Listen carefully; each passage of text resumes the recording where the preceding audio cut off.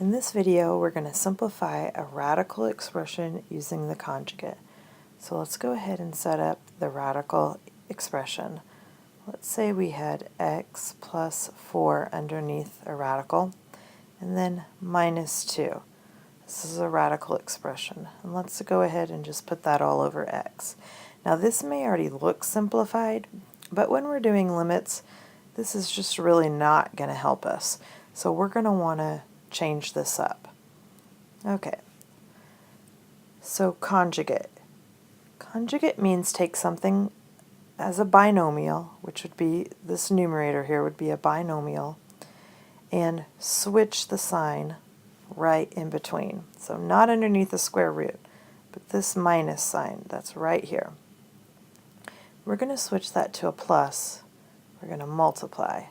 So I'm going to be multiplying by square root of x plus 4 plus 2. And then I need to do the same thing to the denominator to keep everything balanced. So you may be thinking, well, why are we doing that? Well, if it's not obvious yet, it will be obvious next. I don't want to use green. I want to use red. Okay. So these two are binomials. And when I multiply something by its conjugate, and especially when I'm using radicals, something really interesting happens. Square root of x plus 4 times square root of x plus 4 is just x plus 4. All right, now the outside part and the inside part, this is what I was saying was interesting.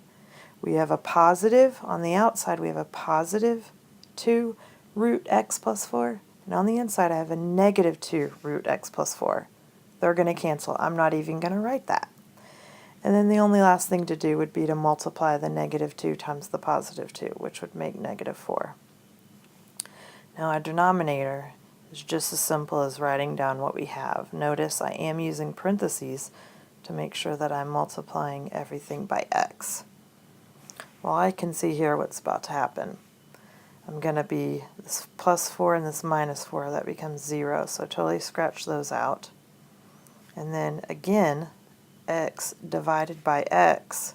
Looks like nothing's on top, but we know there's a 1 there.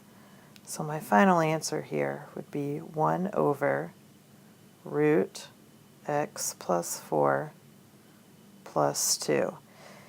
And for our purposes in calculus, these radical expressions are going to work pretty similar to this every time.